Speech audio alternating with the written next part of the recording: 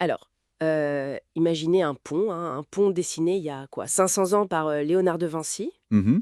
et qui débarque là, en 2025, en plein milieu d'un salon de la construction. C'est assez fou, non? Oui, c'est l'accroche du projet qui sera présenté à Artibat, à Rennes, en octobre prochain. Exactement. Et on va essayer, de décortiquer un peu ce projet aujourd'hui avec les infos qu'on a de Nantes Université et d'Artibat. C'est un mélange d'histoire, de techno de pointe et puis aussi d'écologie. Tout à fait. Et Artibat, faut rappeler, c'est pas un petit événement, hein.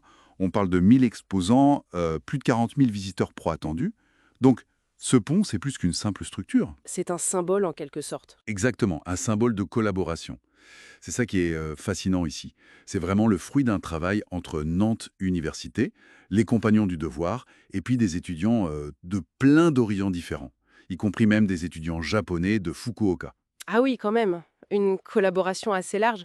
Et techniquement, ça représente quoi? Parce que c'est pas juste une maquette, si? Non, non, pas du tout. On parle d'une structure de 6 mètres de long, 2 mètres de large, 1 mètre de haut. Ah ouais, c'est conséquent, hein?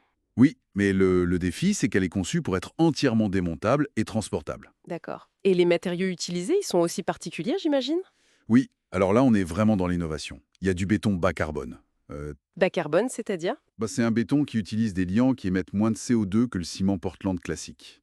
Et à côté de ça, on a du thermoplastique recyclé, du bois, local de préférence, et même ce qui est plus surprenant, de la terre crue et de la mousse. De la terre crue. Pour faire quoi? En fait, c'est utilisé de manière assez maligne pour optimiser la fabrication des moules nécessaires à certaines parties.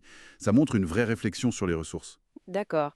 Et la fabrication elle-même, vous parliez de technologie de pointe, c'est beaucoup de numérique, c'est ça? Ah oui, complètement. Tout part d'une conception numérique via la CAO, la conception assistée par ordinateur. Et ensuite, pour la réalisation, on passe à des outils assez avancés. Comme quoi, par exemple? On a de l'impression 3D pour certaines parties des travées, celles qui ont des formes complexes. Et puis, on utilise des robots Des robots, pour faire quoi? pour déposer très précisément des granulés de plastique recyclés, ou même le béton bas carbone, grâce à des têtes spéciales. Ça permet d'optimiser la forme, de mettre la matière juste là où il faut. C'est très efficace. Et pour le bois, c'est de la découpe numérique très précise aussi. Impressionnant. Et j'ai lu que Nantes Université comptait partager tout ça, les plans, les méthodes. Oui, et ça, c'est un aspect important du projet. L'idée, c'est que les fichiers 3D du pont soient en accès libre. C'est vu comme comment dire, un démonstrateur de l'interdisciplinarité opérationnelle. Un démonstrateur. Oui, ça montre concrètement comment on peut connecter le design, la modélisation, l'ingénierie des structures, la science des matériaux et puis l'excellence de l'artisanat, là avec les compagnons. Donc ce mélange des genres, chercheurs, étudiants, artisans, ingénieurs, c'est vraiment ça la clé. J'imagine que faire travailler tout ce monde ensemble, ça n'a pas dû être simple tous les jours, non? C'est sûr que c'est un défi de faire converger autant de cultures différentes. Mais c'est justement ça qui est riche. Le projet, il incarne vraiment cette idée de créer des passerelles, au sens propre comme au figuré, hein, Oui, oui. entre la recherche, la formation, les entreprises. C'est un peu ce que dit Valérie Schwartz, la directrice d'Artibat. On puise dans le passé le génie de Vinci pour relever les défis d'aujourd'hui, notamment la construction durable. Et pour rendre ça concret pendant le salon? Alors, il y aura un robot porte-charge qui va circuler sur le pont. Ça permettra de bien visualiser la résistance, les principes de conception. Ça rendra les choses très très tangibles. Ah, c'est malin ça. Et pour les visiteurs, pour qu'ils repartent avec quelque chose, il y a une petite surprise, c'est ça? Oui, un petit kit de poche à assembler.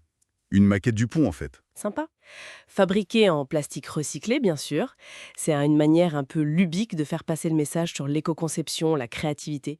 Et même la fabrication de ces kits, c'est un clin d'œil techno. Les moules sont faits par impression 3D résine, très agile comme méthode. Donc on a un projet qui est riche à plein de niveaux différents en fait. Absolument.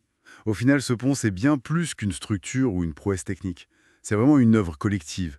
Ça valorise le travail d'équipe, l'innovation qui naît du croisement des disciplines, du numérique à l'artisanal. Et puis ça montre comment on peut intégrer ces nouvelles technologies, la robotique, au service d'une construction plus durable. Hmm. Après, la question que ça soulève, c'est comment on peut généraliser ce type d'approche?